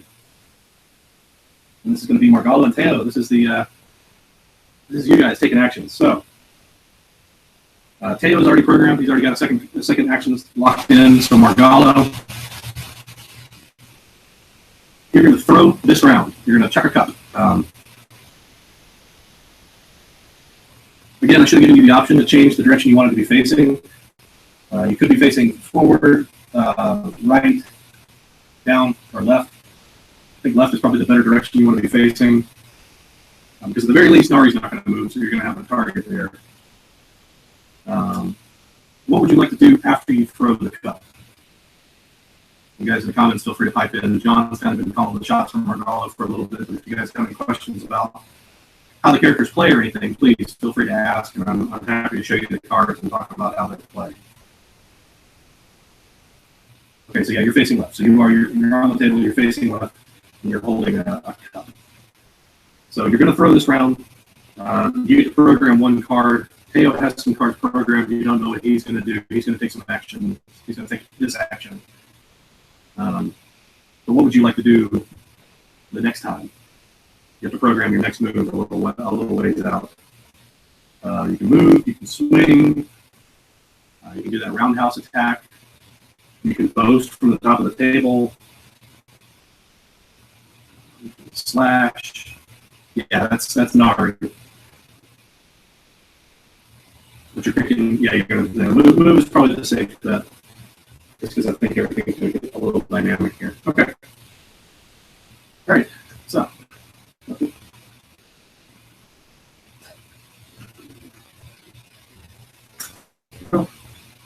Mix these up a little bit.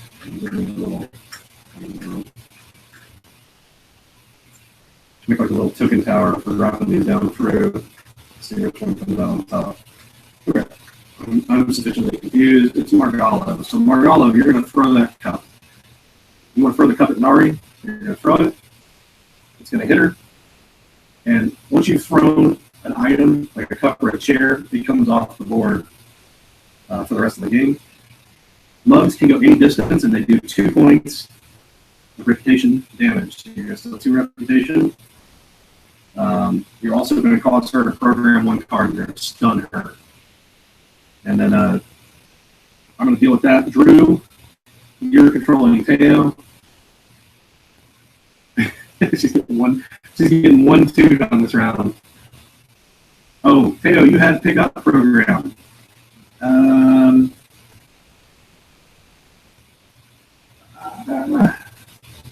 You can only pick up in the square that you're in or the one that's in front of you.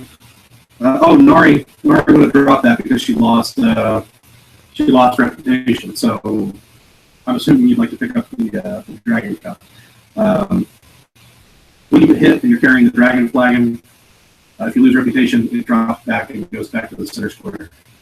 So this is going to come over here. It's going to be in Teo's hand. And Teo is then going to get his dragon kick back. Every time you pick up the cup, you take a drink from it, and it powers you up and gives you access to your magical red card. So that's going to use that. That costs 1 for Teo. We'll put you on this round here. This is going to go back in your deck. As a reminder, you have Monkey Throw programmed next, so you'll probably want to chuck the flagon in some direction at somebody. For Margallo, this cost you 2. This throw did 1, 2.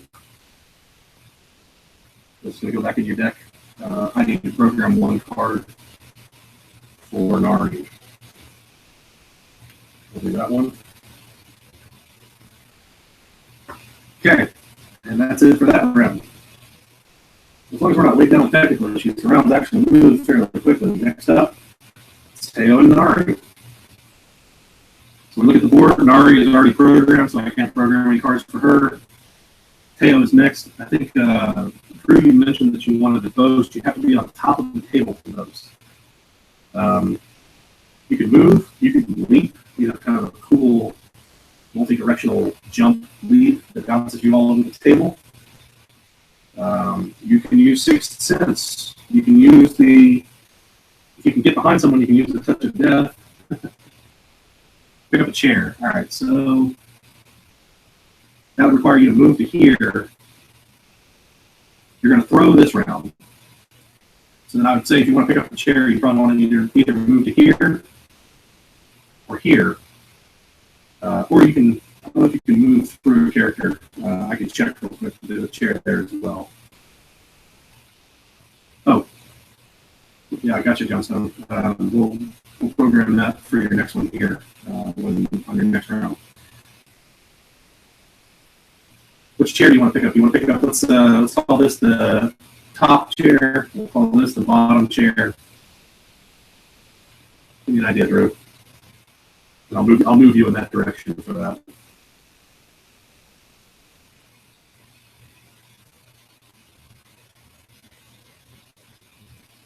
Okay.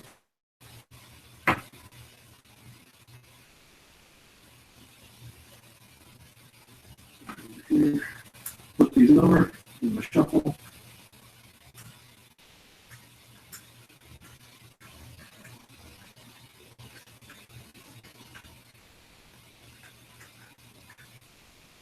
Okay, and first up is Teo.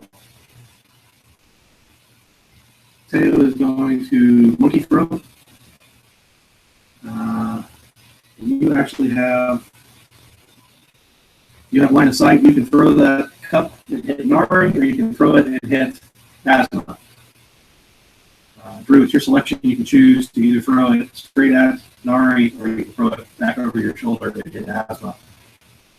So just let me know what you think. The next one is Nari. Let you really know what you want to do. The Nari's going to set her Shadow Dash. This allows you to set this 10 turns ahead, so it's going to look to 21. This over here, so I have it for reference. Set that over there, so I have it for reference. Are you guys able to hear me still?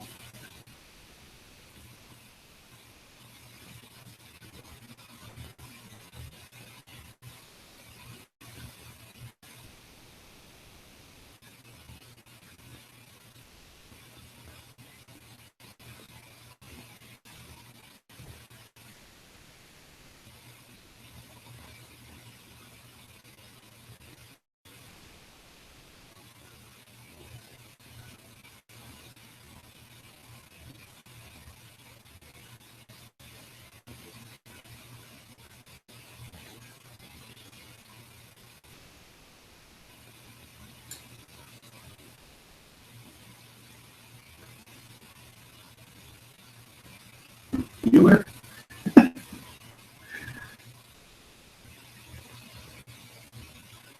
All right, anybody who's watching, you guys, please feel free to tell me who do you think that Tato should throw the cup at? He's going to throw the Dragon Flagon and do some damage to either Nari or to Asma.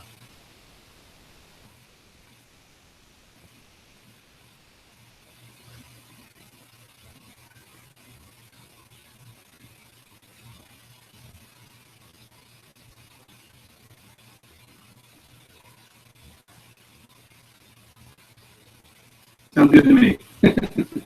All right, so you're going to throw the Dragon Flagon. The Dragon special, and then when you throw it, it kind of resets back to the center square. We really got to get this guy out of the square. You're going to bounce that cup off of her head. It does 2 damage, so I'm going to make some change here.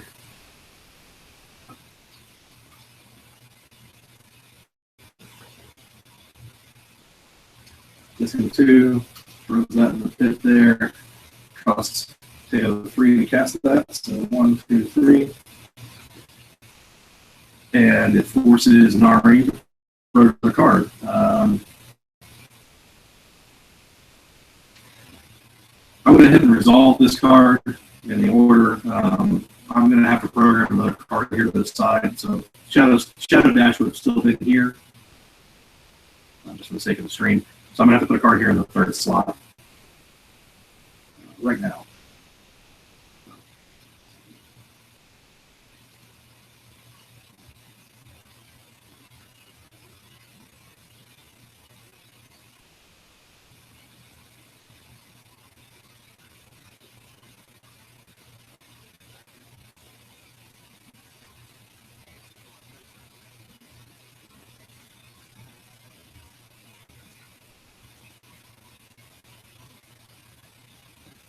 Okay, we'll do that one.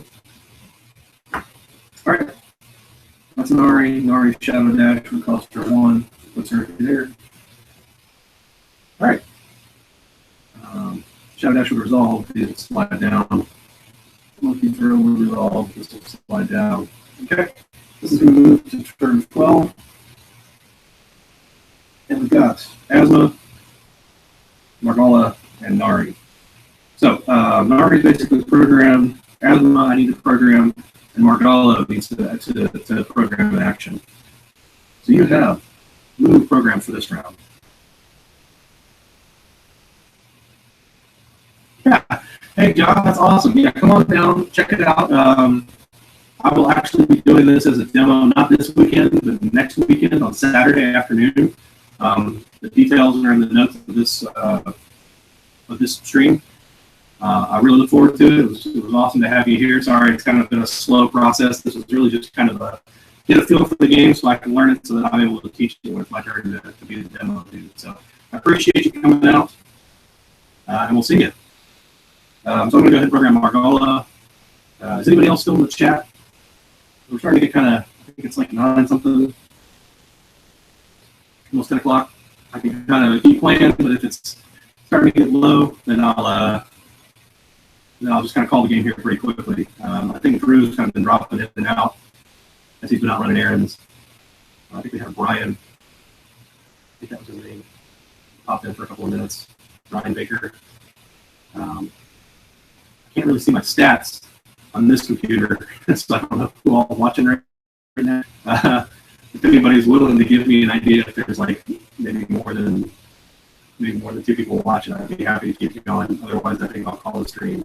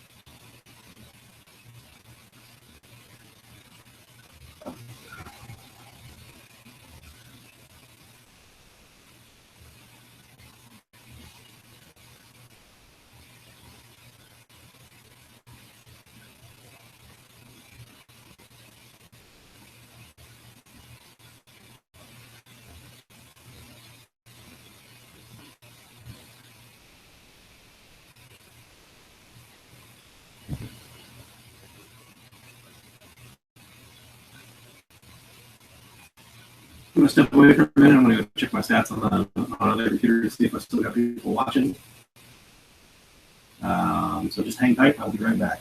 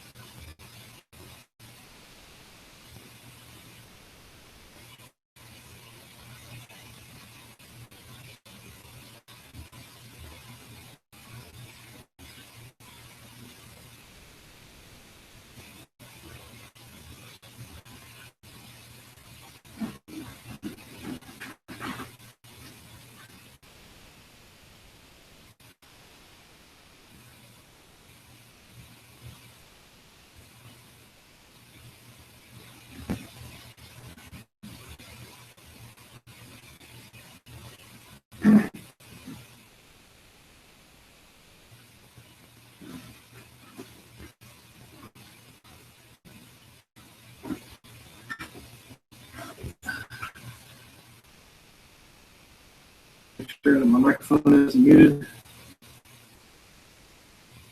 You guys can hear me? See if you can. All right. So thank you so much. Thank you so much for coming out to see this kind of inaugural test run of concept that I had for learning to play a game with you, the YouTube viewers. Games.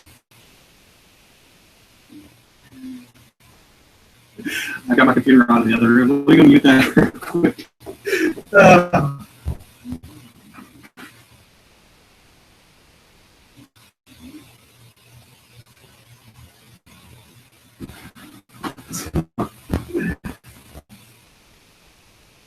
Thanks again. Thank you to everybody for coming out and playing Dragon Flagon with me tonight and testing out this concept for learning to play the game basically the same way you do it at home. We popped it on the table, rolled up real quick, and got an idea for how to play. And we played, had some questions, 15-second deal, so that you guys were playing along with me. It's a little bit of a clunky game to play. You have so many cards to pick from. The nice thing is, maybe in the future, if we decide to play this one again or something similar, then we can provide like a little cheat sheet on BGG that just has the text, and you guys can call your actions for you a little more easily. Really successful. I'm really looking forward to doing this again. I have Terraforming Mars. Way more ambitious than even trying to do Dragon Flagon. So, because there's like 200 and something cards in that box, and they're all different. But maybe we can pick something else out. I'll put the feelers out. I really appreciate everybody who came out to take a look at this tonight. Keep rambling, so I'll just call it. Thank you again. I'll edit this or whatever it is that I can do on YouTube, and I'll have this up for everybody to take a look at in the near future. So. To the table, I'm Chris Curry. Please feel free to ask any questions about the game in the comments below. You can find me on BGG, on Board Game Geek as Zwaloo, ZWALOO. I'm at Zwaloo on Twitter. I'm also at facebook.com/DURRIE. So much that's been good to get to the table. Get out there and play your games. Don't let them get dusty on the shelves.